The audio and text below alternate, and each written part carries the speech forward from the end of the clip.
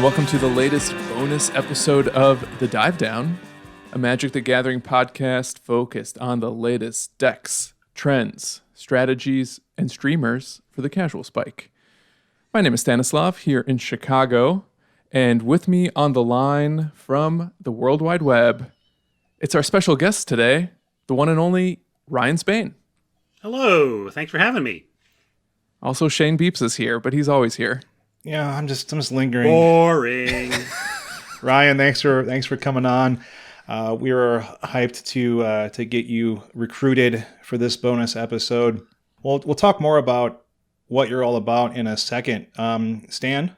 Brian, I have to say this before I forget. It's such a privilege to have you here because you are, in my eyes, one of the MTG podcast godfathers. Yeah. Thanks. Your inspiration on us and so many other content creators, but I can only speak for ourselves, is immeasurable. So I'm really excited to pick your brain about Magic, content, right on, arena. Thanks. Very kind. Yeah, our third co-host, Dave, he has been engaged in the game for longer than both of us, and he definitely wanted us to say that he was one of the OG supporters of LR. I think he's been listening since episode 1. Nice. So he listened all through the Ryan Spain era. Orion, as Marshall likes to say. Not many Orions left. Mostly just Luises out there now. Man, he's been on for so long, LSV. Right. Man, just retire already. Let's just jump in. We got a lot of questions for you. Sure thing. And a lot of topics that you can speak on. So the icebreaker that we like to have is called Inside the Grinders Studio, taking cues from the classic show that you may have seen. And so it's just 5 fast questions about MTG. So let's start it off. Oh, you can try. I'm not sure I do fast, but you can try. I know that feeling, Ryan. What's your favorite card? My favorite card is Warp World. As a constructed guy, limited, my favorite card is the best bomb in the set, pack one, pick one. But my favorite card in constructed is Warp World. I'm very much a Timmy Johnny type of constructed player. I'm still spiky, but I know I said all 3 there, but I like to try and win with decks that are either being combo, big or combo-y or both. And nothing is quite as big and combo-y as Warp World. Not super powerful, but when I worked at Wizards, I did a lot of spell slinging, and my favorite spell slinging deck was my modern Warp World brew that basically won by looping all the permanents in my deck over and over again until generating an arbitrarily large amount of mana. Didn't need much because my win condition I still have the deck, Spawn Sire of Ulamog. And this is casual play, right? I'm doing spell slinging. And Spawn Sire of Ulamog says for 20 mana, you can cast not any number of Eldrazi spells you own from outside the game. So when I would fire that off, I would reach into my backpack, pull out a second deck box. There was just like a 4-inch thick stack of Eldrazi cards. And including, of course, the big 3 to give me an extra turn. And then I would just turn a stack of Eldrazi cards sideways. Annihilate for 1 million. That sounds good. Yeah, I would volunteer to read the text on Warp World, but this is an M10 card with 9 lines of text. I think they'd shrink the font to 3 point. So I can TLDR it for you. It's an 8-mana sorcery that says everybody count their permanents, shuffle up, and then deal off that many cards off the top of your deck and put all the permanents you found back on the battlefield. Mm-hmm. Okay. Yeah. Okay, I like it. I wonder how we would evaluate this card during spoiler season. It's the red mythic or the big red rare of the set. Yeah. What about your least favorite card, Ryan? I would say Winter Orb, Stasis, or basically any powerful effect that says stop playing Magic. Mm-hmm. I think those were bad early card designs, and I'm really glad to see Wizards have gotten far away from them. I mean, maybe it's kind of cheap to name a card type that they really don't make anymore, but I like to observe why they don't make that anymore. It's just not fun to say, win by making your opponent sit there and watch you. That's just not good gaming. So if you're drafting a cube and you're handed a Winter Orb, you're not taking it and building around it? I have never played Winter Orb in Cube, and I grudgingly include it in my own when called for, but not my style. Do you have a favorite format? Well, speaking of, Vintage Cube, I mean, obviously I'm a limited guy, so my favorite formats are all in the limited realm. Although I do enjoy constructed, I'm not purely limited. But Vintage Cube in the right quantity. The beauty of Magic is its variety. And, the same way your favorite food wouldn't be your favorite food if you had to eat it every single day. And same with Vintage Cube. So I bet you, if you had to eat, if you take your favorite food, and if you never got to eat anything else again, boy, you'd be begging for something new pretty soon. So same thing, I love a Vintage Cube, but I don't want to do it all the time. What I want is variety. I think that's what keeps this game so amazing. Yeah, right. I like this one a lot because we all have the big misplays in our history. Do you have a big misplay that you think about when you're trying to fall asleep, keeping you up at night? Recently, it was selling my Yawgmoth's Will Judge promo out of my Vintage Cube when I accidentally listed one too many on my retail efforts, and then watched the price quadruple before I could get another copy. So that's my biggest regret of late. My biggest misplay for sure. Perhaps that, or deciding that I'd missed the boat when Bitcoin leapt above 5,000. That's another misplay. So I'm joking, of course. The thing with misplays, I think misplays as you mean it, which is to say, what have I done in a game that stands out to me as a massive mistake?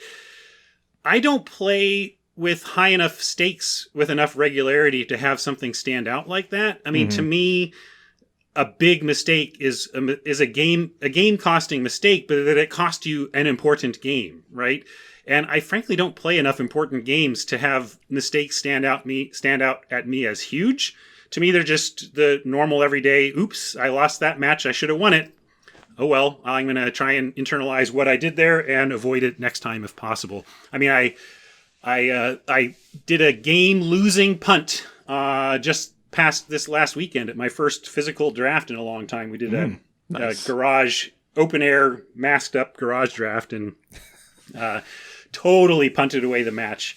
But that's like the highest stakes that I play for, so it's hard to say that any mistake is huge because it's Magic. I don't put myself in positions in Magic where the mistakes are huge. All right, last question for our lightning round. Do you have a favorite piece of MTG slang? I mean, I got to go with the vanilla test because I coined it, and I think it's cute that I like that it's made its way into other CCGs. I see Hearthstone players and other collectible card game players talking about the vanilla test. I'm like, cool. I've broadened my idea has expanded past Magic, but I also like to not be so self-serving. I think an underrated piece of Magic slang is drop. We just throw that around like it's the way it should be said. That's your 2-drop. That's your 3-drop. How many 5-drops do you have? Right. That drop? I mean, that's just a thing that got thrown into the world a long time ago, and we have embraced it as the way we talk about things. But it's a nice single-syllable way to say that, express that CMC feeling. And I believe Worth Wolpert coined that term, or at least he believes he did. I remember talking to him about that. Well, I believe that I invented putting oranges into Blue Moon beer, so well, I'll give it to you. No, wait, I'm not going to push back on you. Ryan, as we kind of insinuated and teased on the beginning of the episode, you've had a long journey with Magic. True. Can you, I know it's not going to be brief, but because we're going to get into the details along the way, do you help the listeners understand the stops for you on the train of Magic? Give you the bird's eye view here of my life with Magic. I was taught to play Magic by Marshall Sutcliffe when he was a mere 14, 15-year-old kid. He was best friends with my cousin, still is, and my cousin and Marshall were playing Magic. I'd never heard of it. This was 94-ish, and we played. Marshall taught me to play off the top of his 100-card, all of my red-green cards deck, and we just both played off of that. And I was instantly in love. I started scouring cards the next day, discovered Soul Ring, and it was like, whoa, I'm gonna get 4 of these. Then I discovered Restricted. That was a new thing I I learned that day too. I was pretty proud that within 2 days I had found that Soul Ring was the card I wanted in my deck. You can do math. I don't think I ever would have figured that. Like when I was playing around that era too, and man, my card evaluation skills were not good.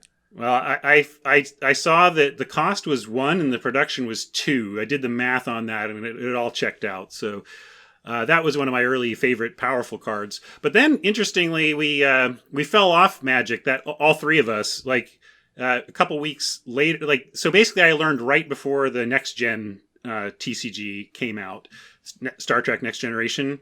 And we actually all liked that show, so we got into that. And I got actually much deeper into Star Trek Next Gen before I ever got deep into Magic. But that game fizzled out a bit, and then I got back into Magic with a buddy of mine and was in for good then. And it's been a part of my life ever since. I got into game design in 2001. I went from a random tech job and basically talked my way into a job at Hoyle Online, working on the Hoyle products, Hoyle PC, card games, board games, casino games, and got a chance at game design there. And I told myself, you know what, I want to leverage, okay, I'm in game design now. My long-term goal is Wizards of the Coast. How do I work for WOTC?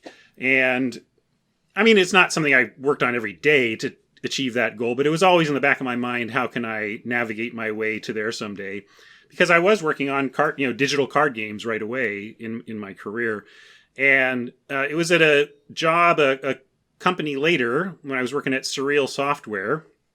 And we were working on an unshipped game called This Is Vegas. That's a whole different story. I don't know if you ever heard of that, but it's This Is Vegas is one of the biggest, most expensive unshipped games ever. I think the final price tag was like in the 50 million range, and it never never saw the shelves.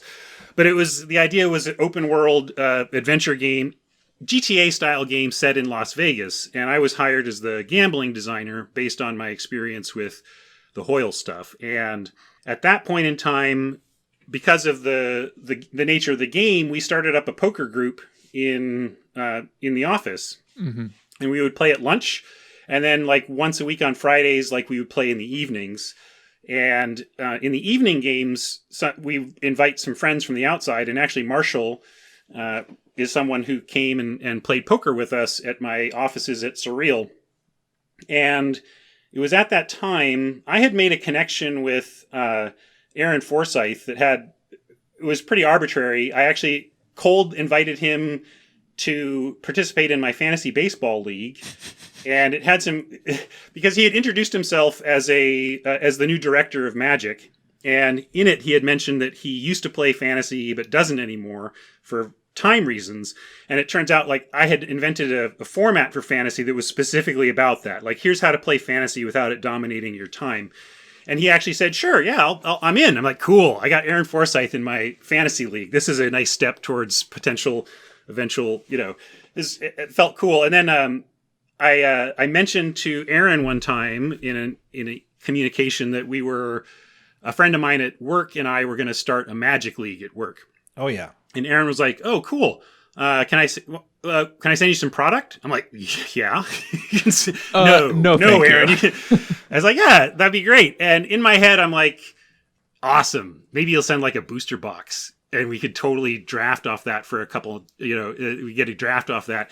And I told him that we had a lot of interest at work. He reached out to somebody. I got a shipment a week later with a case of Morningstar, Morningtide, case of Morningtide, 2 cases of Lorwyn, and a bunch of starter decks and the old school intro decks, right? Man, Aaron, I've been thinking about starting up a work league. Right? If you're out there. I was hoping to get 1. He drops 24 booster boxes on me to run Magic at this office, and we had so much extra, surplus for it. I was like, Marshall, you gotta might as well get back into Magic. You taught me this game. It's still great. Here, have a sealed pool. Boom. I get Marshall Sutcliffe back into Magic. And then we spend the next many months talking Magic around the poker table. Limited was a revelation for Marshall. He had left the game when Limited wasn't a thing, and now suddenly drafting Limited. What is this? I don't need to spend $1 bazillion on a deck. I can show up. Yeah, he loved it, and it became poker. And then when both of us were out of a hand, it became whip Marshall into shape for Limited. And it was that led to Limited Resources, because we were looking. He was just like, this is good. This is great. This is really helpful for me. Why don't we? And I'm into. He was learning about podcasts and said, why don't we record it? And we decided to take a stab at that. We can get into deeper details on that later. But basically, then I co-created the Limited Resources podcast with Marshall.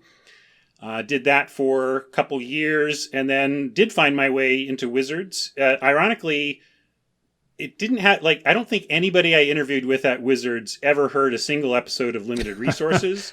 It sounds like them with our podcast. Yeah, but I did get to speak to it, though, right? I mean, it demonstrated that I cared enough to do this thing and made this content, and it was successful. I could point at it as a successful thing. So it helped in that regard, but it was kind of funny that I was hoping it would catch the eye of. It didn't really. It was just something on the resume at the interview. But then I ended up in R&D for 5 years, where I was primarily the digital liaison, helping R&D communicate better with Magic Online and vice versa, and helping improve both products as a result. And then I moved on to the Arena team for a couple of years, and then I left Wizards and started streaming in about 2018, and have been doing that since. Well, basically streaming and a small secondary market presence since then. Mm-hmm. We should probably mention that Ryan's Twitch channel is called Going Optimal. Oh, that's right. Maybe I should mention that. It shows you where I'm at on marketing, right? Oh, yeah, I do this thing. You should check it out. It's great. I'll write it down on a paper for you. I mean, you mentioned LR, Limited Resources. You were one of the, the creators along with Marshall of this. What were the early days of Limited Resources like? What were the initial challenges that you maybe faced, or opportunities that you felt you had, things like that? Not a lot of challenges, really. We hit it at the right time in the sense that there was not a lot going on there. I mean, one of the reasons Marshall wanted to do it, it was like, boy, this is kind of a young art, this podcasting thing, and there's not a lot of top-level content out there for Magic. He did listen to a lot of podcasts and found that there was some decent stuff, but nothing in the realm that we loved. There was nothing on Limited, and that generally the bar was low enough that we felt like, why not? Let's take like a lot of things with my Magic content, it almost springs from the love first, and then being like, hey, I love talking to Marshall about this stuff. He loves talking to me. Why don't we hit record? And see where it goes. And I think the lack of expectations, Marshall wasn't like, we need to do this. It's got to work because I want to leave my job and do Magic content full time. It was not that at all. It was like, we like making stuff, and let's make stuff together, because that is nice and fun in and of itself. And again, we were doing this anyway, right? So there was no burden on us to succeed, and the lack of burden to succeed let us just explore what felt right to us, and that was the early days were really fun in terms of establishing content. I mean, there's a lot of foundational stuff that the show just keeps using, from Crack a Pack to set reviews. I mean, I want to give credit to Gary Wise as one of the early set reviewers, really, for Limited. I don't know he did start to finish every single card. I think on a couple of sets he did, like Odyssey. I remember consuming Gary Wise's content, his articles, and really finding that there was not a lot of other stuff like that. So I wanted to model that, and that's how we got to set review stuff. And I think that we are the first ones to do 100% full card set reviews for Limited of a new set. Yeah, the first episode I listened to of LR myself is when I got back into Magic in 2014, and Cons was just coming out.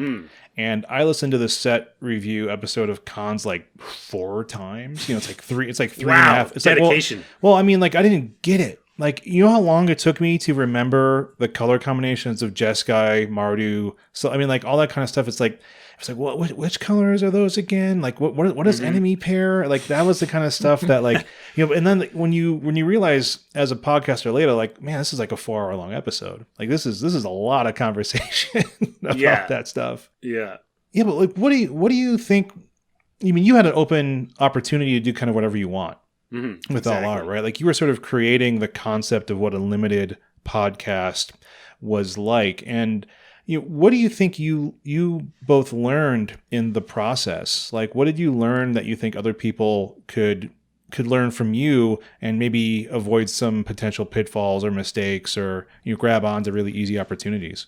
In terms of content creation, podcast creation, content creation. Again, start from the love and be realistic in your expectations of what you're going to get out of it. If you're not enjoying the process basically from day one, if you don't enjoy the conversations you're having, you should want to do it for no money, because you're going to do it for no money to start. Yeah. And then if you, it's expectations. Expectations are something I touch on a lot, even on my stream. And I know Marshall's touched on it recently on limited resources, but expectations drive happiness in life. Mostly happiness is expectations. The delta between expectations and reality is happiness. So if you have lower expectations and then your expectations are exceeded, you're really happy.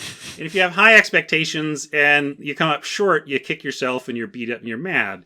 And so really, when it comes to content creation, set your expectations for, I want to learn something about content creation. I want to learn what it is to do this. I want to see what it feels like. Success for me is getting some podcasts out there for the world to try, so that I've known, if that's your bar, you're going to succeed. And then you get to see what happens there and set new goals. You can set new goals. All right, I did it. I launched my podcast. We have 3 episodes out. Now what am I going to do? Now what's the goal? Now, it doesn't have to be that, blinded. You don't have to, I'm not going to decide till tomorrow. But the point is, expectations are going to drive how you feel about those results. And if the only thing you're expecting of yourself is to accomplish this first step, you're going to set yourself up for success and be able to take it step by step. But as a broad strokes, I'd say be as tight as you can on your, plan your content. Don't just go in cold and hope that it goes okay. Plan what you're going to talk about, and then be consistent. I think part of our success was that we just didn't go away, and we launched a podcast on the same darn day, every week, endlessly. Mm-hmm. And it's that kind of consistency that keeps an audience coming back too. If you have quality content and consistent delivery of it, your audience will build. We have a bunch of questions about what it was like working on Arena, but I have one last question on this content kick. Mm-hmm. So Ryan, you mentioned that you mostly work as a streamer, content producer now, with some secondary market stuff on the side. Do you think that your experience as a podcaster and maybe even working on the Arena team contributed to, some of your success today as a streamer in a way that allows you to do that sustainably? Absolutely. It was important to have the background in content creation before I wanted to pursue it further after Wizards. You just have to have your reasons for doing content, and if you're there for the experience or for can I do this? Hey, I did it. I want to try this. That's fine. But if you are looking to make it your career, make it a long-term thing that you're hoping to generate revenue on, you really need to be able to answer the question, why me? Why me and not, because there's a lot of people who can sit in front of a mic and talk. Why you? And why do I have a feeling like that this could be successful? And frankly, one of the reasons was that I had untapped capital with limited resources. Effectively, that by going from limited resources into Wizards, I left a legacy of content creation that I could effectively pick up again. And I also knew that I would be able to, that Marshall would have me back on the show and that I'd have things to say, and that I could reintroduce myself to the limited resources audience and direct them to my content and have a shot at building that audience. So you don't need to have any of that if you're looking for things experientially. But if you don't have that, you need to ask yourself, basically, how am I building this audience? Where is this audience coming from? How am I going to make it known to them that I exist? And how am I going to get eyeballs on me? And then once you get the eyeballs on you, it's up to you to keep them there. That's what I talked to Marshall about, and he was like, yeah, I'll send you an audience. It's up to you to keep them, but we can talk. We'll have you on the show and let everybody know.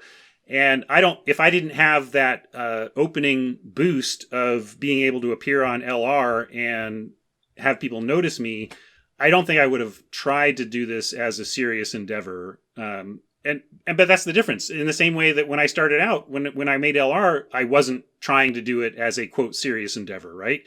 The whole texture of that changed because I had a past that I could rely on, and I had what I felt were good answers to the question, why me? I have insider WOTC information. I have an audience waiting for me effectively from limited resources who a bunch of whom will give me a shot. I have a different flavor. I'm old man Magic guy. There's not a lot of Magic boomers streaming, right? So I'm kind of I'm among the olds on Twitter. Yeah, Dave and I know all about Twitch. that. Oh, you don't, youngsters. Come on now. Sit down. I turned 49 next week. How are you doing? We're in our early 40s, besides this young guy. So there you go. But basically, I had answers to that question, why me, that I felt were good enough to take a shot. Very cool. Yeah. So speaking of that WOTC insider knowledge you referenced, we'd love to talk a little bit. We know that you were involved both working in WOTC R&D and with Arena. And because Arena has become more of a focus for us and our audience, for a while, we were dabbling with Arena. And then, it was only draft and standard, but because that's not the format we focused on for our pod, of course. And the monetization was a little bit challenging for us to kind of really dive in. But then Historic caught on last year and became more of a focus, both because of the coronavirus and for WOTC for being their digital platform. It's a non-rotating format we could focus on, and so we decided to buy in late last year, and that's why I think us and our audience are interested in picking your brain about Arena and working at WOTC, stuff like that.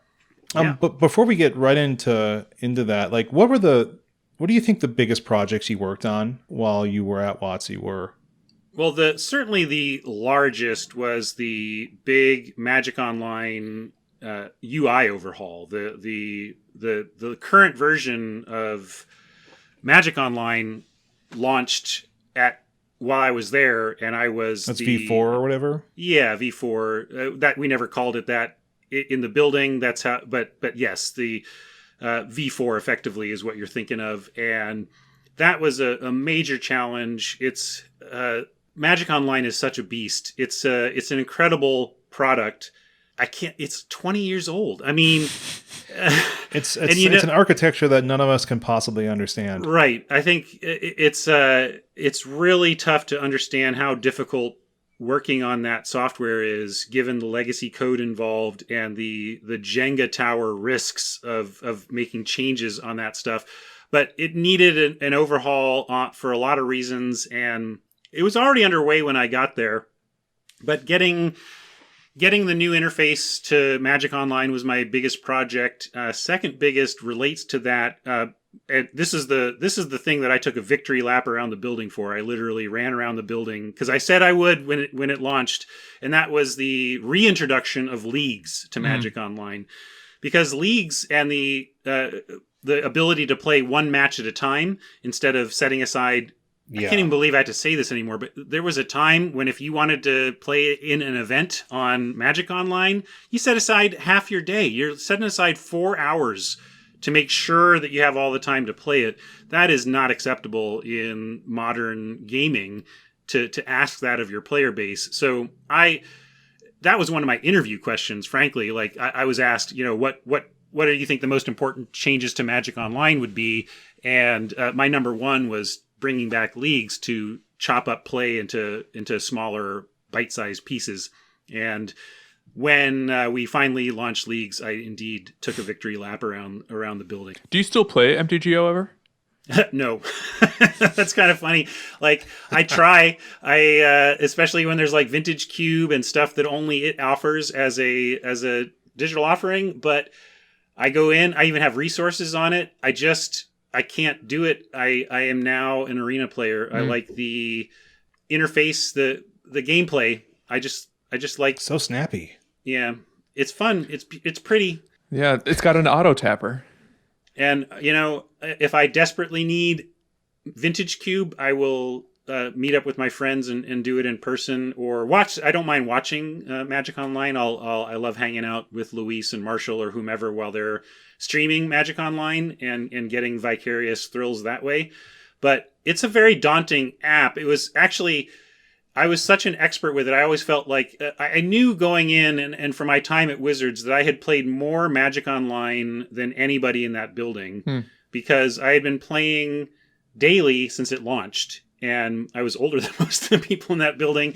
And I just knew that thing forward, backwards, up, and down, which is a blessing and a curse when you're working on it, because it can be easy to forget how daunting it is for someone who doesn't know it up, down, left, and right, and to capture that experience. So, yeah, it was... those were the biggest projects that were the focus of my work. But I also, in terms of just my credits list, I was a designer on the original Modern Masters. That was my first set design, and that was really fun. That was well loved. I remember. Yeah, and I can't take huge credit. I was definitely there doing it, but Eric Lauer was the driver there. I remember a relatively new to the room, Sean Main and me, also new to the room, were the co-designers with Eric Lauer on that. But really, I always described it as Eric Lauer was our New York taxi cab driver,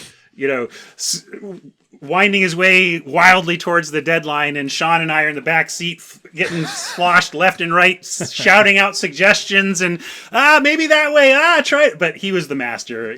Eric was at the wheel of that one, and I learned a ton from participating in that. And then I was my other design credits are Born of the Gods and Dominaria, and Dominaria was a cup of coffee. I wasn't on that for the whole thing, but Born of the Gods and Fate Reforged are the other two sets that I was on the design team for, and those were more deep and whole time projects for me, and that was really interesting. Yeah, what was your involvement in the arena development? Because I know there was something there, right? Yeah, I was the systems designer, lead systems, which is basically you've got your interface stuff, you've got your economy stuff, and you've got the fundamental systems around which the economy it works. What are we going to offer in terms of play experiences? What are the needs of the collection building? That's more the UI territory, but I was in what kind of rewards are we creating for players? Like, I wasn't the one defining the economy in terms of how it balanced out, how Wizards makes money off of it, but I was heavily involved in things like, well, what does rank look like in this game? What does a season look like in this game? And what are the ongoing things that we're offering to players to keep them engaged? So basically, you had the way we kind of split it up with, like, there's the battlefield, there's in-game, and then there's the stuff around the game. And I was around the game. So does that mean you weren't necessarily even coding? You were kind of thinking about it more abstractly? Yeah, I'm a designer. I have no coding chops whatsoever. I have spent 20 years in the game industry, and I always say that I was in a constant trust fall with my engineers because when they tell me I can do this, I can't do this, this is hard, this is easy, I'm just like, I got to trust you. I can't call you on anything. And nothing to the layperson makes any sense in that. Like, it's amazing to me as a designer, as a low-tech designer, I think, well, this should be easy. And they're like, no, you've picked something impossible. And like, well, this is going to be incredibly hard. And they're like, oh yeah, I can get that done tomorrow. No problem. Yeah. It's amazing how wrong I can be about expectations of difficulty when it comes to coding. But it's still, so yes, I needed to work, I needed to communicate intent and ideas to the incredible devs who would then make it a reality. So how do you engage with Arena right now? Is it all draft? Do you do any constructed play on Arena? I'm mostly draft, but I do enjoy keeping up with standard, and I love net decking, and I'm not one to brew too much at this point. I like to check out any of those resources out there for popular decks and just give them a spin, and I really like doing that. Especially, it's part of how, the approach of the free-to-play model, which I think we're going to get to this later, so I'm not going to get too deep into it now, but I do enjoy constructed as part of my personal economic approach to MTG Arena. And so it's important when standard is out of whack, I feel it a bit, but not as nearly as much as, of course, dedicated constructed players, but it does affect me as well. But I'm also pretty bulletproof on Magic because I am in for the limited, and if the limited set is underwhelming, well, that usually means I don't want to draft it the 40th time, right? And then, so fine, it fades, and then a new thing comes along. Whereas constructed, a broken card gets printed in standard, and you're stuck with it until they ban it or until 2 years, right? So mistakes in constructed are a lot more oppressive to Magic players than mistakes in a limited format that doesn't quite live up or whatever.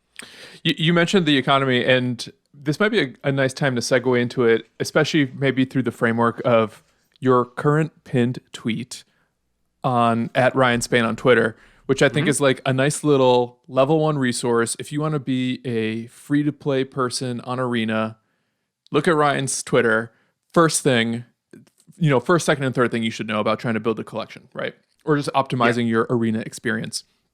I'd love to touch on these really quick to maybe get at some of the why behind the recommendations you're making. Absolutely. Let's do it. First recommendation for players who have dailies: cycle the 500 gold reward daily every time. And I think the reason you recommend that is because you might roll into a 750 gold reward daily. Yeah, it doesn't matter what the quest is rewarding you for doing. I don't care if you like white-green decks and it says 500 gold for white-green. Cycle that. It doesn't matter. You just are trying to turn 500 into 750. And they haven't shared the numbers, but Chat and I decided that it felt like about 1 in 5. So it basically, clicking the 500 quest once a day is an act that's worth about 50 gold, right? Because about 1 in every 5 times you're going to turn it to a 750. So just the act of clicking that button is plus 50 gold. I love gold. Yeah. Especially that sweet, sweet fake gold. And of course, you always keep at least 1 empty quest slot. And that's just because you lose opportunities to make gold. Otherwise. Yeah, that's a big loss. That's many times of clicking for 50 gold. Exactly. Right. Basically, overnight or whenever they do it on a 24-hour cycle, the system checks to see if you have an empty quest slot, and if so, it's filled with a new one. And if not, you get your existing 3. And anytime you hit that point and the existing 3 are there, you've lost 550 gold again, because that is on average worth 550 to get a quest, and that's a huge loss. So making sure you play to the point, and this is to maximize. I also want to pull back and say that fundamentally, my major top line advice is play Magic to have fun. Decide what you love about Magic, and then we can reverse engineer the most optimal way for you to enjoy that. But the moment that you find yourself doing things as homework because you feel like you're supposed to, because this is what optimizes my fake money, then you're probably worse off. Like, yes, maybe your gold is more optimized, but I doubt your brain is at that point. So I just want to pull back to that. I think Magic players especially don't always think about the value of their time. So like time I spend thinking about stuff, like time I spent tracking something, like I was trying to min-max drafting versus opening packs for like collection building, and then it was just like I'm spending more time trying to min-max this and like tracking when I'm opening and stuff like that. Exactly. Then I just need to be buying packs because I can't focus on draft with the way we. It's great to be self-aware about that. It's gonna make you so much happier to know to be honest with yourself about that. And one of the things I identify though is that some people, me included, like system gaming. Like it actually, I enjoy extracting max value out of systems as an end in itself. And that's good, because if I looked at, again, just the straight dollar value of these maximizations, they're not that worth it. But it can be a sense of well-being and happiness to know that, haha, I'm doing this right. Mm-hmm. But again, just check in with your happiness and make sure that the process and what you're doing is part of what's bringing joy to your day, and not this thing. It's like, oh yeah, on my to-do list is to make sure I don't leave one of those stupid quests open, or else Ryan will be mad. It's like, I don't care if you leave a quest open. I just want you to be happy. And if you want to play cheap Magic, though, that's one of the things you got to do. Your second piece of advice: if you're a limited free-to-play player, play on a second account or stop for the day at 4 wins and a clear quest slot and no sealed. This is the one that's a little harder for me to understand. Why the second account? Why stop it after 4 wins? And why do you hate sealed?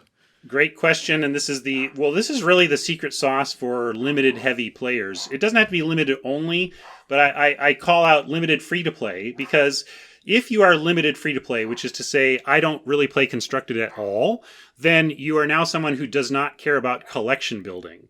And now, if you don't care about consistency of collection, it doesn't really matter where you're playing. You're in it to draft, right? I'm in it for the experience of the start to finish draft experience. So if that's what you're in it for, then you got to ask yourself, what is my return on playtime? And for your first 4 wins on Arena, Wizards pays you pretty hefty gold to accomplish that. You get 250 gold for your first win, and then 100 each for your next 3. Mm-hmm.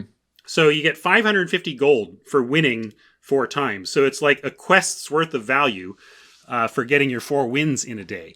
Then it drops off. Your 5th win is worth nothing. Your 6th win is worth 50, right? It tails off so quickly that the meat of it is in those first 4 games. And if you are cycling your quests, playing until you win 4 times on the account, taking advantage of free gold in the store, they do things like, buy 500 gold for 50 gold, that kind of thing. Stonks. Yeah. Use your codes. There's all these codes out there for the store. Right. Basically, if you take advantage of all the ways that Wizards offers free gold to Arena players, you can easily get to about 1,250 gold a day, per account. So, if I split up my limited play and I play on this account until I win 4 times, then I hop over onto this other account that I haven't played it on at all today, and I start there, I'm getting all that benefit again. I'm getting, whatever gold per hour it is so much better to do that again on a second account. Sure. So as someone who has, I run 4 accounts, but only because that's my peak. Like when a set comes out,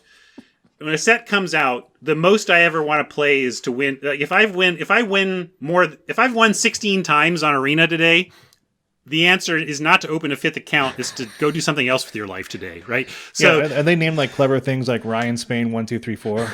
No, I did this before I fully figured out my system. My recommendation to anybody now, Wizards doesn't really even care if your email is real. Sure. And to Wizards, like let's say you have a Gmail account that's, ryanspain@gmail.com.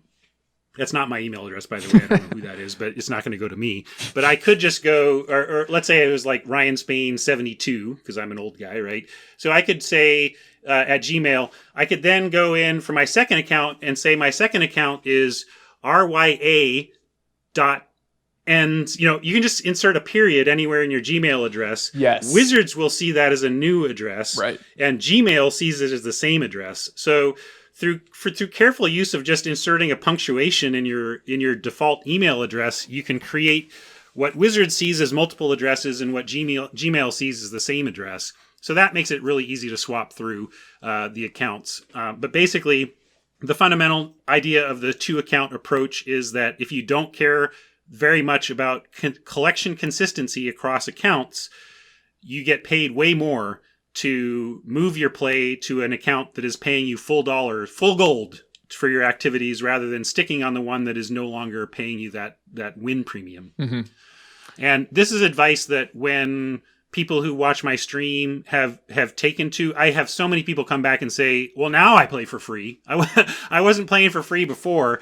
Now I'm playing for free. Thank you, Ryan. Interesting. And so really, if you find yourself wanting to play more than 4 wins a day limited, you should think about opening a second account. Again, if it's worth it to you. If you are financially comfortable and just don't want the hassle, then that's like what Luis has said, right? He's just not. It doesn't matter that that's optimal. Optimal for him is not worrying about it, right? Yeah.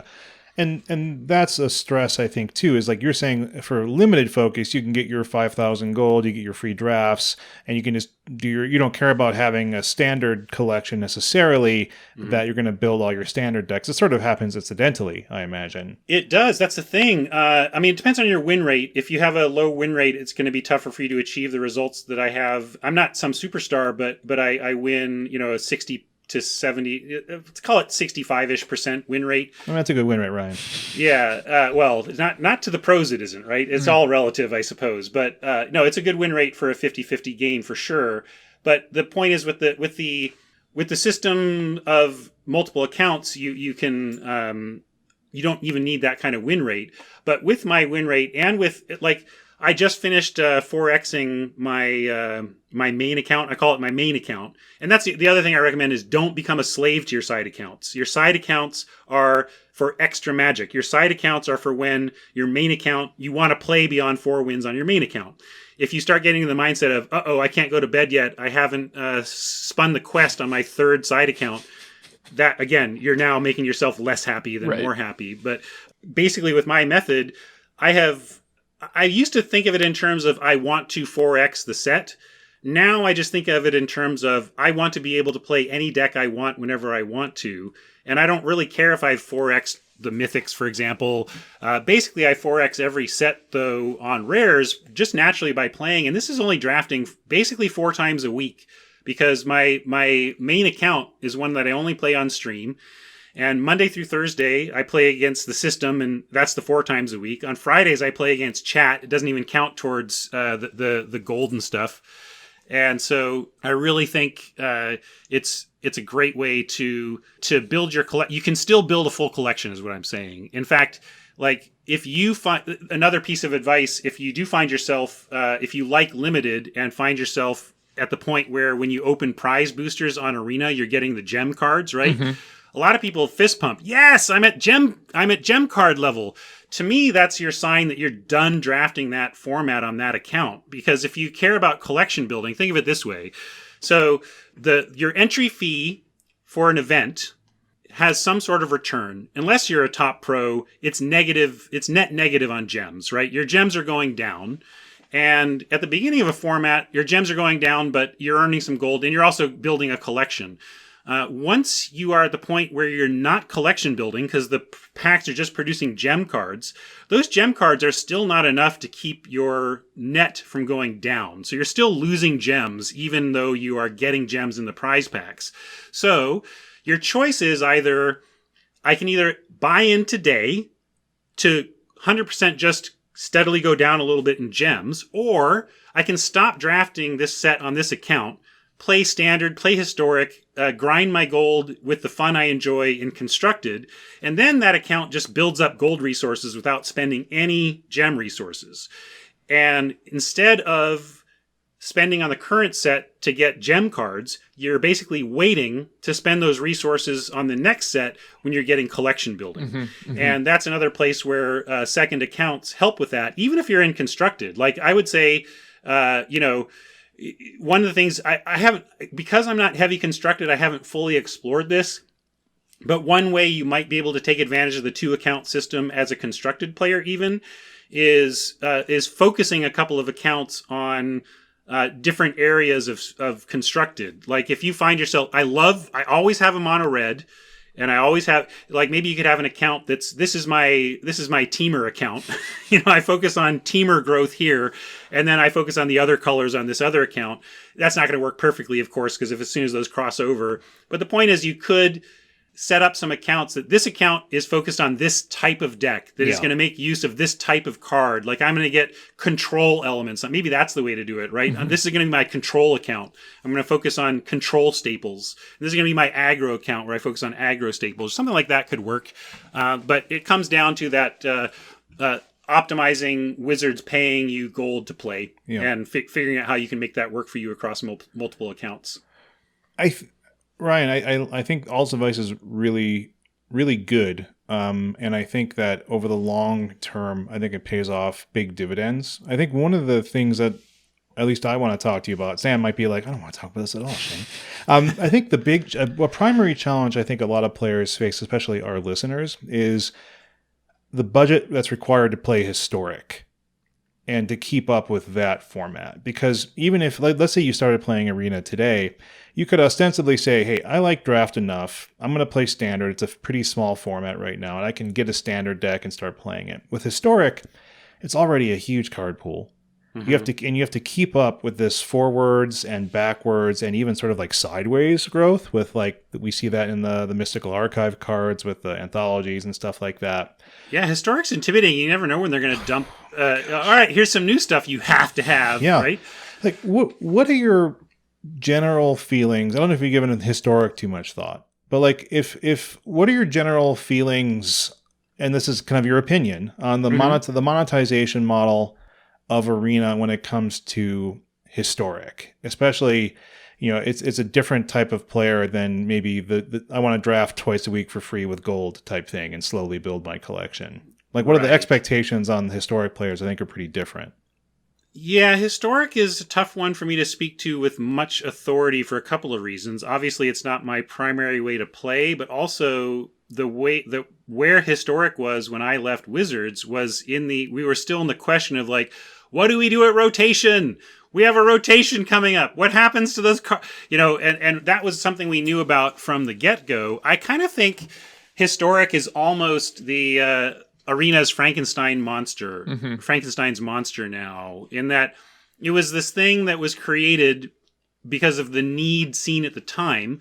So to slide back to when I was there and we were planning ahead, we had all these systems defined for what was happening with Standard, but we had not yet fully tackled what happens to cards that rotate out of Standard on the system. You can't sell people digital Magic cards and then have them become unplayable. Like, literally, you're just casually challenging friends. I mean, at that time we didn't even have friend challenge, right? So like literally, what are you doing with these cards? They can't just become relics of my collection. We need a place to play. We of course looked at something like we were looking at Wild, which is the Hearthstone equivalent, right? And that's the baseline. The easiest thing to do is just say, okay, we're going to have a non-rotating format where all these cards go and live. But non-rotating formats are also scary as heck for Wizards because that's the places where players camp out and stop spending, right? I locked down my good Modern deck, and it cost me a little more up front, but now I'm done. Now there's, I have as long as I get a core deck, I'm pretty good. You're never done, Ryan. Yeah, well, you tell yourself that, right? But that's the beauty of, I think, like maybe they overthought that because players are always looking to do something, and new sets can impact old formats too in that way. So like, you think you were done, but now the deck that you thought you were done with isn't really a competitor anymore. Like, it's been meta'd out of the meta game. So like, really, you're done? You're just gonna be stubborn and play this deck that wins 40% of the time at best? Like, that doesn't seem right. So I get that.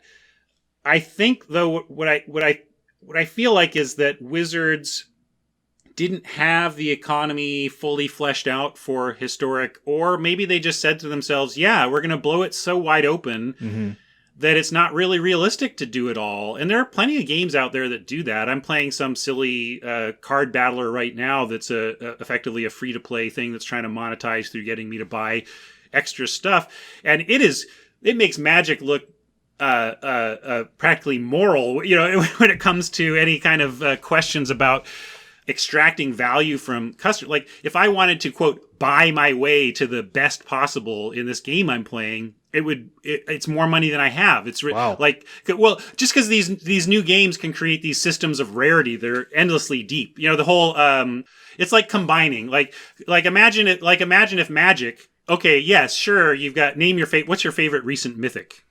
Arclight Phoenix. Okay, so I'm a Arclight recent fan. Phoenix. Yeah, so you have a playset of 4 Arclight Phoenixes. But what if I gave you the chance to say, if you want to meld your playset of Arclight Phoenixes, we're going to add a point of power and a point of toughness to them. Whoa. Okay, but you need 4 of them. You got to get 4 of them. You squish them together, and now your Arclight Phoenix is a 4/3. And so once you've applied that kind of system to your game, the depth of thieving, you know, like of what you could say is possible is insane. So then take it to historic, and suddenly I'm a little bit less worried. That's like, yeah, there's a million decks, but what were you expecting? Do you really expect that for free to play, you should be able to have access to everything? Or let me put it to you, the historic players, as me, a game designer, to you, the historic players. Yeah. What do you think is fair? What you don't get any physical cards, but it looks like this game's going to last for a long time. So you do get these digital cards for indefinitely. What do you want to pay for an average density of mythics and rares for a digital? Like, if you just want it day one, what do you think you should pay? My general feeling is I would like everyone who could drop $50 a month to have access to 75% of the card pool. Like 70% of the decks, perhaps. I mean, maybe, you know, that number could be fudged a little bit. But I think that people who want to drop a video game's worth of money a month should be able to play the format without feeling overly restricted. And where do you think it's at? Because this is where, again, this is not my economic model and not where my head's at. So you tell me, where is it now? Yeah, that's a good question. I mean, like the one of the issues that we have faced is that we didn't start playing historic from day one. So we did a fairly significant buy-in late last year, I believe. And so we kind of played catch up, which is just like, we're going to buy a bunch of stuff. We're just going to use the best card in the game, the credit card, and buy in. And then keeping up is a different matter. And I don't know if we have, I think what we're going to do is after maybe 6 months or so of play is kind of say, what did we spend and where did we get type thing? And just sort of have a realistic, maybe just like sort of a here's some tips that we've learned after 6 months, or here's where we know. I think it's maybe close. It's maybe close to like $50-$60 a month keeps you in the format. But then they do stuff like this, which is like with the mystical archives, where it's like surprise, a number of the cards are upshifted in rarity too. So like if you want to get ephemerates, you're spending rares on a common. You know what I mean? Or if you want to get Faithless Looting, that's like a rare as well type thing. So like there are these valuable cards that will likely want to be experimented with. It sort of punishes experimentation. So a lot of times it's like, I need to wait and see what's going to be good. What I wanted to ask though is, again, we're kind of we're around this topic, is like, what do you think WOTC wrestles with when it comes to monetization? Like, what do you think the push and the pull really is there? And I think it's tempting just to be like, yeah, they want to make as much money as possible without making players stop playing. But I'm sure there's more nuance there. I think in broad strokes, it's recognizing that the game has low budget players who you need in your system. You got to have a huge population of digital players, especially to make sure your game stays healthy. So on the one hand, it has to be legit free to play without causing players to bounce off.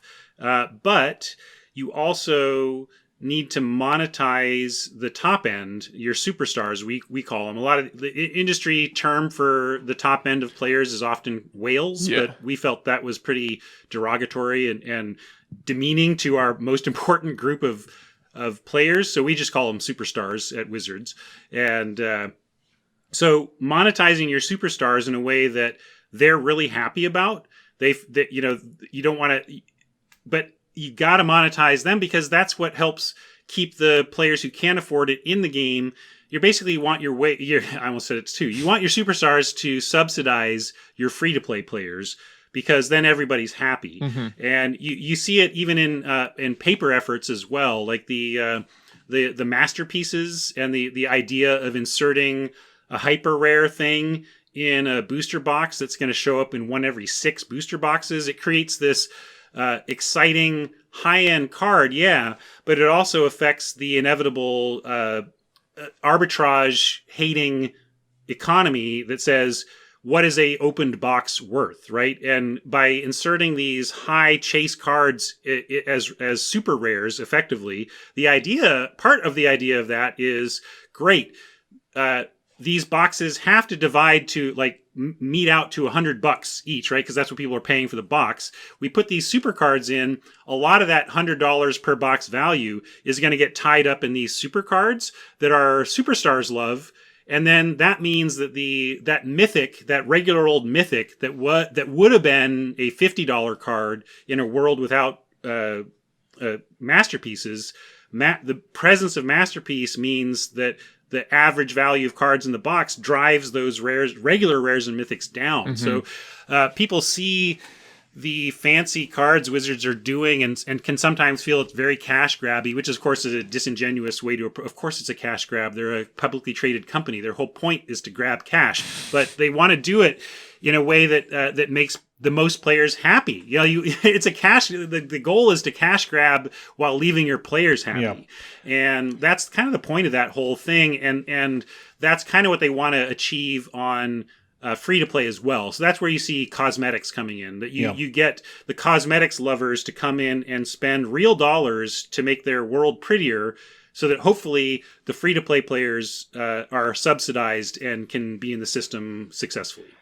It has felt, I think, and I think the audience might agree, or mostly would agree, is that it doesn't feel like a lot of the free-to-play is as subsidized as people would like, right? Where it's like, sure. I think that I've played other card games like Runeterra or something like that, where like there's a ton of cosmetics, like just oodles of them, and that's how Riot is able to monetize, is through cosmetics, and then you earn cards very efficiently, and it's a reward for playing. And I think that that's something that Arena and WOTC hasn't seemed to latch on as strongly to. Like, one thing you mentioned that I think you mentioned melding cards to make a better card. Like, why can't we meld wild cards to make a better wild card? It just seems like some easy quality of life stuff that's like, no, we're not doing that. Shane, I think I have a theory for that. Maybe Ryan can agree or disagree, but Wizards doesn't need to do that. Riot and Runeterra, I think they want to be more like Magic, and I think they want that pedigree and reputation. Sure. Wizards already has earned it, so perhaps they're in a position where they can be a little bit less generous with their distribution model. Like, I think one thing that people might say is, like, they already have the best game. They don't need to make it cheap. And I don't, and so, like, that's something that I don't, but then, like, there's the difficulty in getting new players, right? Like, yeah, they certainly leverage they know they have a hot game. They know they've got a solid base of players for sure. And that's definitely part of the motivation. So let's see, to go back to your question though, why not, for example, make this change that allows wildcards to be used more efficiently, right? Mm-hmm. The answer is they could do that, and certainly one of the main. I often tell people, if you're giving feedback to game designers, tell them where it hurts. Don't tell them what to do about it. Mm-hmm. Like when you go to the doctor, you don't say, "I've got an appendicitis." Yeah. You say, "I've got a pain in my side," and then they just figure it out if it's appendicitis, right? Yeah, like the pain is we've got 250 common wilds and 260 uncommon wilds, but we've got one common rare wild. Right. And so that inefficiency in the system is part of the economic design and part of the economic model, right? Some of my colleagues that I worked with made some of the most impressive spreadsheets I've ever seen. Lee Sharp is an Excel genius, and the modeling that they've done on the Arena economy is bonkers, and it's all planned out. It's all run through. Oh, it feels planned out for sure. Yeah, but it's all tested, right? And so basically, you've got this machine that is built to run at a certain at a certain rate of efficiency, right? And so much of Magic player feedback just simply boils down to, I would like to play for cheaper, Yeah. right? And that was your feedback right there, effectively, right? Yeah. Why can't I combine these wild cards to do this, to make super wild cards, because that would make it cheaper for you. Yeah, right? even if it's not as efficient, even if it was like 50 uncommons became a rare, Absolutely. it would feel good. Yeah, right. It would be, and that feel good may be worth it. But here's the other thing I try to make very clear to the consumers of these types of products. Let's say you're successful. Let's say you successfully communicate to Wizards, it hurts when I do this. It hurts when I do this. When I go into this thing and I see those wild cards there, it hurts. Can you please make it stop hurting? Yeah. And they listen to you and they do that. They do what you say. I promise you, they change the efficiency of the engine somewhere else to get that money back. So they can absolutely solve your pain, but don't for a second think that they're going to solve your pain by giving you money back. They're going to solve your pain by taking away the UI thing that makes you painful, that fills you with pain, and then they're going to shave off value somewhere else so that the engine's efficiency stays the same. Yeah, I want it more efficient for me, Ryan. Yeah. You want to play Magic for cheaper. We all do. Yeah. And Wizards knows that, but they're going to hit a certain level of, they got their targets. They're promising this much revenue for this group of executives and this group of shareholders, and they have all these models pointing to how that's going to happen. But the good news is sometimes they do learn that they're getting more money from, hey, cosmetics are blowing up. Like, this is great. We're doing this over here. Let's go ahead and solve that problem. We'll give some back to the community over here. Let me tell you, the efficiency of the engine is always going to have that bare minimum. And if they get a little extra, sometimes they're going to keep that extra too. Like, sweet, this is doing better than we thought. We're just more profitable today. But basically, I just want people to understand that having your pain solved is one thing. Having the price lowered is another thing. And you're rarely going to get both at the same time. So, Ryan, we can't keep you here all day, though we have a spare bedroom in my condo if you'd like to move in, and I can just look at this guy pick your brain constantly. Wow. Careful. I just had huge plumbing issues. I might need a place to stay for a little bit. So, I realize that there may be certain things that you can't or won't talk about because of, your relationship with Wizards or, what you were even privy to. But we have prepared a little brief segment here called the Dive Down Conspiracy Theory Corner. Bring it. You can be as brief or as long-winded as you like. Want to run some questions based on my experience and based on things that we've heard from our community and other players. Ryan, why does the Shuffler hate me? You're a bad person. How does it? Have you ever thought about that? I haven't. I mean, have you looked inward at why the Shuffler might be punishing you? I think you know why. If you look deep in your heart, I think you know why the Shuffler's punishing you. It's because of my 9 accounts. Wait, 9, huh? That's dedicated. He is a podcast co-host. If you want to touch on Shuffler truthers for a second, I spent a lot of time even before Wizards defending randomization in forums and whatnot. When I got into game design, I developed Ryan's first law of game design, which is if a game has overt randomization and a forum, there is a thread on the broken Shuffler. There's a thread on the broken RNG. And show me an exception. I dare you. Try to find me an exception and disprove my rule. If you sign up for this game that has a ton of variants, people are terrible at looking at something without doing the hard data work and coming up with accurate interpretations. We all have confirmation bias. When we feel like we're being worked over by the system, we look for that, and then when it happens again, we go, aha. We look at unlikely things after the fact and say, that was so unlikely, how could that ever possibly be? Well, it turns out every configuration, every way that you can stack those 60 cards is equally possible. So that one that looks completely normal to you and that one that looks completely bizarre to you because it has 14 lands in a row or whatever, those two stacks of 60 cards were equally possible. And that's just hard for some people to process, and they take it out on randomization. But as a player, if you are a spiky person looking to improve your game, you've got to understand that every bit of time and mental effort that you give to feeling crappy about shuffling is time that you could be actively spending on something better in your life, something that actually improves your Magic results, or is just is better. Like, it's just such a waste of time to worry about the randomization. Randomization is one of the easiest problems in computer science. It's 101. It's solved. The other thing I like to say to people who shuffler truthers is every video game, every game uses the Fisher-Yates shuffle, the Newth shuffle. There's an algorithm. You can cut and paste it. You can go find it on the internet right now. It's the Fisher-Yates shuffle. So if you think your game's shuffler is busted, I want you to tell me what part of the Fisher-Yates shuffle is wrong. Can you tell me what part of that code should be changed? Because it's known. Everybody uses it. It's a solved thing. Stan, so, anyway. Did you all have the Fisher-Yates shuffle at your wedding? Oh, yeah. That's what our first dance was to. So speaking of feel bads and randomization, what do you know about Arena's MMR? Like, how do people get assigned like a secret MMR? Like, when I'm on the ladder, like, am I up against people who are like about my skill level? We tried. So that is actually one of the areas that I worked heavily on. I did figuring out rank.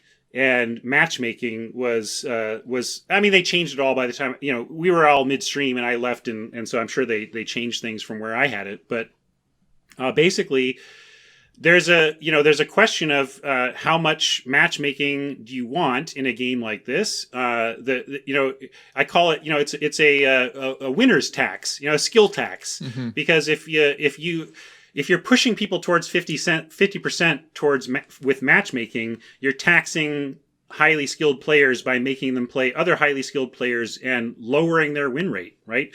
And that is something that you generally want to keep players at the same skill level playing each other, because it makes for the best games.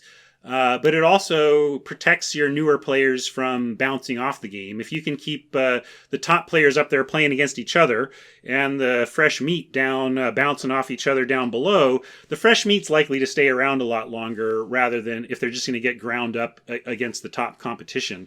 There is your rank, and then there's your MMR, and there are different things for sure. Your matchmaking rank is generally the under the hood hidden algorithm that a company uses to kind of decide where you're at.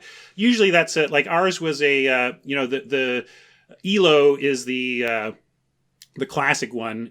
We used Glico, which is basically, so I don't want to get too into the technical weeds, but suffice it to say, like chess ratings, when you see 1600 as the default, as the medium on Magic Online, for example, that's this ELO thing where you say, okay, every time I play, or to give a quick overview of ELO basically says every time you play a match, there's a pie of points. And how that pie of points gets distributed to the winner or loser depends on how big each player's ELO is. So if we're identical at 1600 and the pie is worth 24 points, then we each have 12 on the line. If I win, I'm going to gain 12. If I lose, I'm going to lose 12, and the same thing for you. If you are the worst player and I'm the best, it's going to be as extreme as 23-1, which is to say, if I, the best player, win, I'm going to go +1 on my rating. But whereas if you beat me, we don't expect you to beat me because I have the higher rating. Mm-hmm. If you beat me, you're getting +23. So it's effectively, if I play that person, I have 23 times as much at risk because I need to win that often to make sure that I don't lose ground on ELO. And that's that's the fundamental of ELO. Mm-hmm. It does not do a great job it needs a lot of data before it's accurate, though.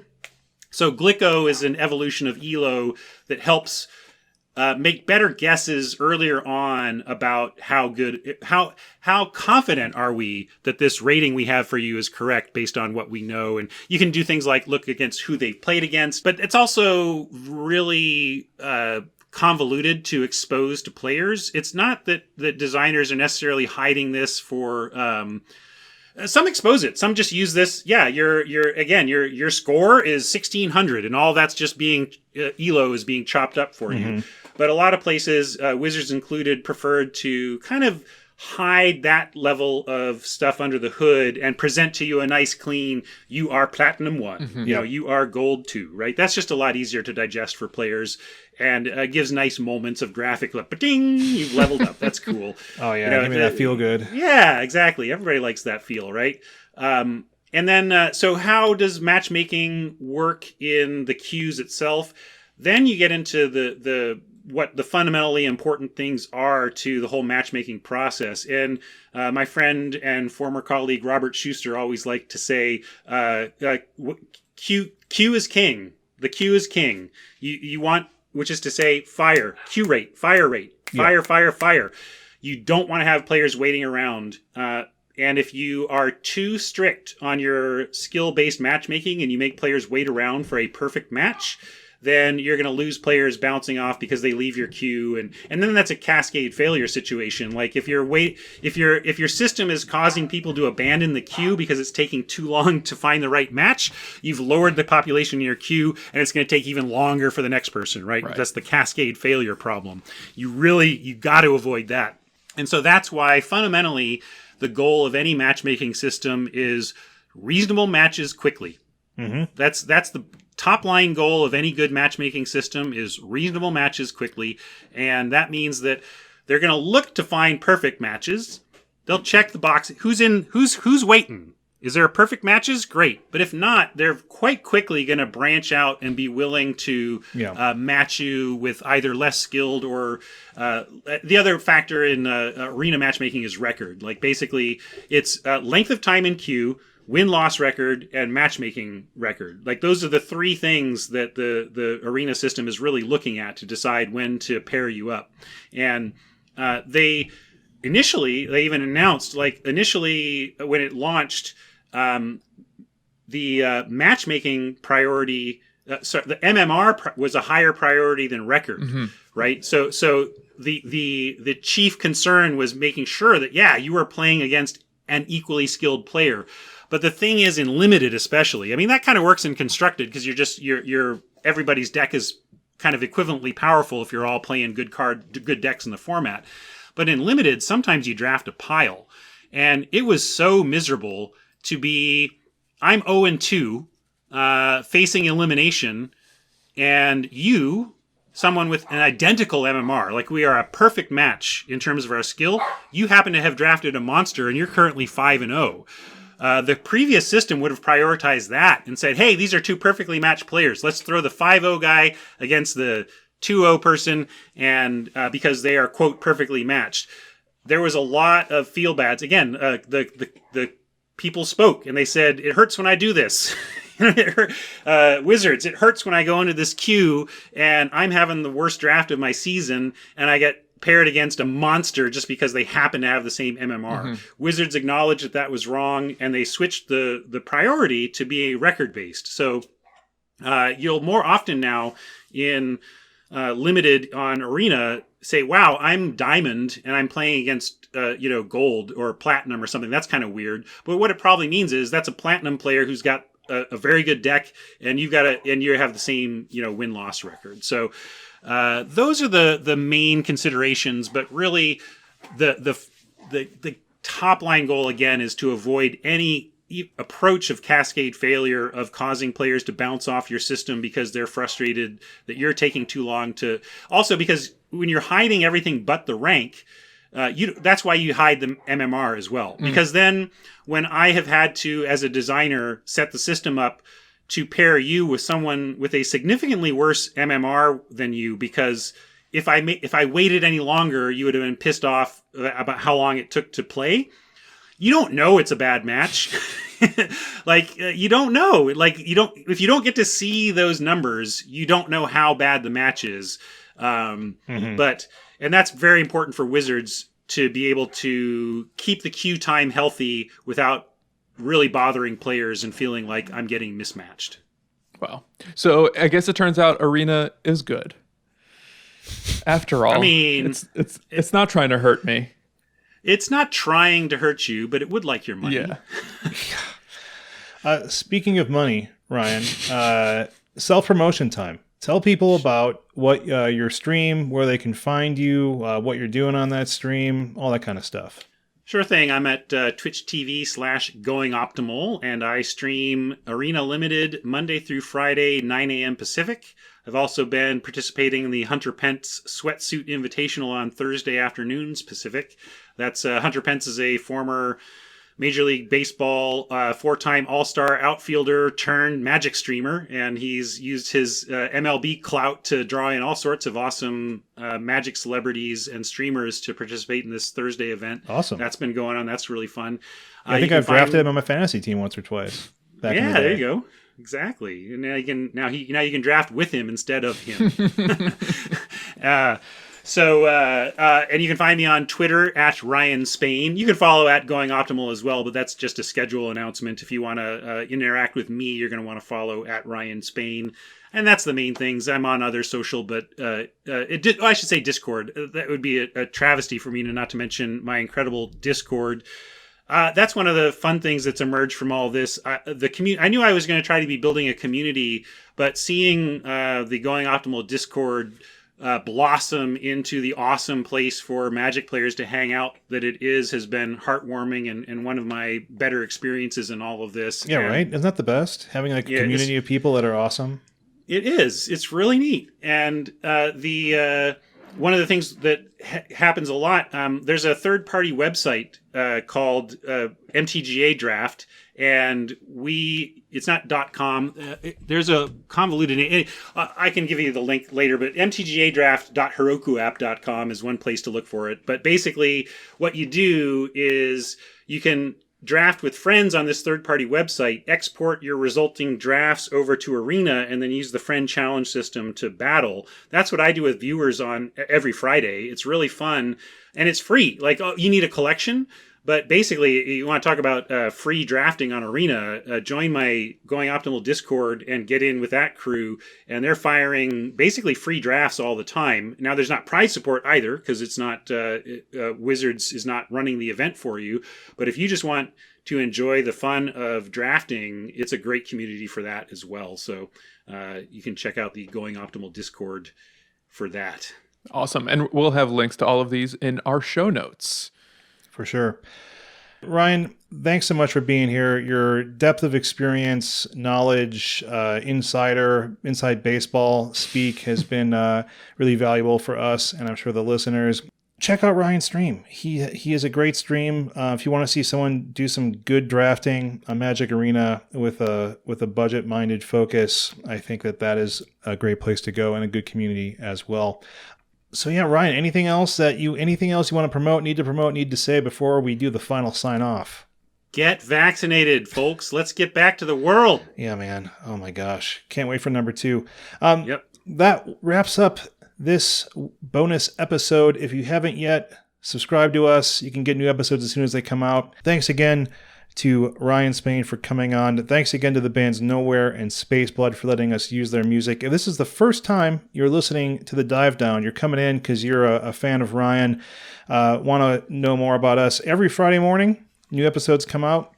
We talk about modern, historic, pioneer with the casual spike mindset. So if that resonates with you, if that idea resonates with you, come check us out. And until next week, next bonus episode, get out there and go Optimal! Oh yeah, thanks for having me.